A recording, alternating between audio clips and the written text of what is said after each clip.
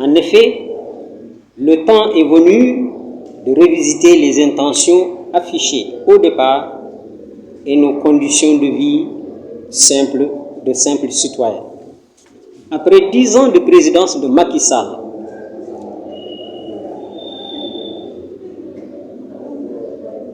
de présidence de Macky Sall sous le slogan « La patrie avant le parti ».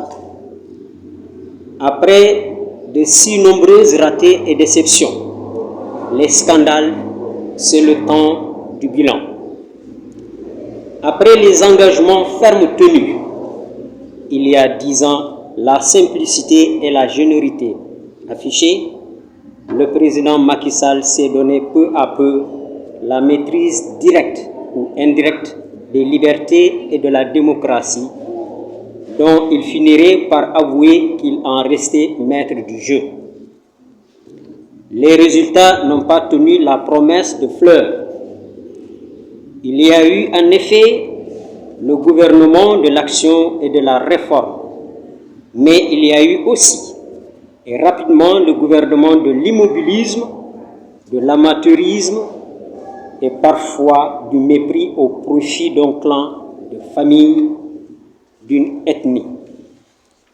Dans le domaine de la justice, l'évolution a été parallèle, encore qu'on ait de la peine à en situer les points de rupture, que d'emprisonnement de leaders politiques effectués, que de manifestations de partis politiques pourtant régulièrement constituées ont été interdites et réprimées, l'action aux médias d'État, les fermetures de chaînes de télévision privées dont le seul tort était de relayer les manifestations de l'opposition démocratique.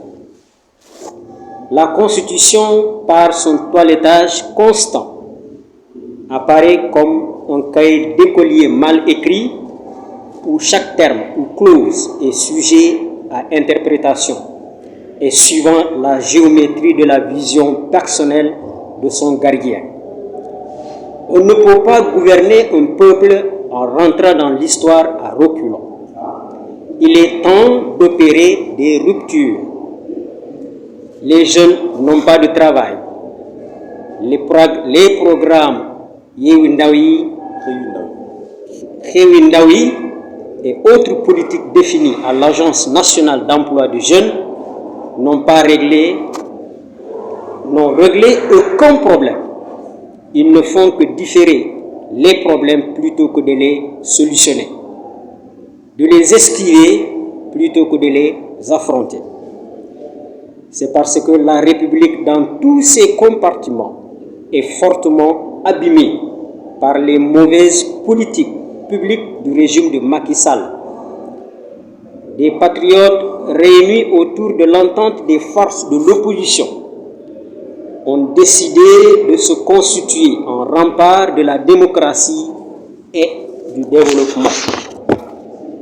L'entente sera une nouvelle alliance républicaine qui implique tous les citoyens désireux de se battre pour les libertés et la démocratie, mais également à s'opposer par tous les moyens légaux à l'avènement d'un troisième mandat présidentiel au Sénégal.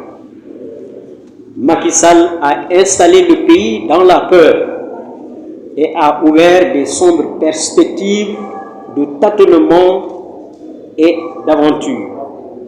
C'est ainsi que les citoyens développent des résistances légitimes qui conduisent actuellement à tous les excès. Notre entente voudrait incarner l'alternative de la responsabilité et de la compétence. Fait à Dakar le 5 mars 2023, l'entente des forces de l'opposition constituée par les chefs de parti.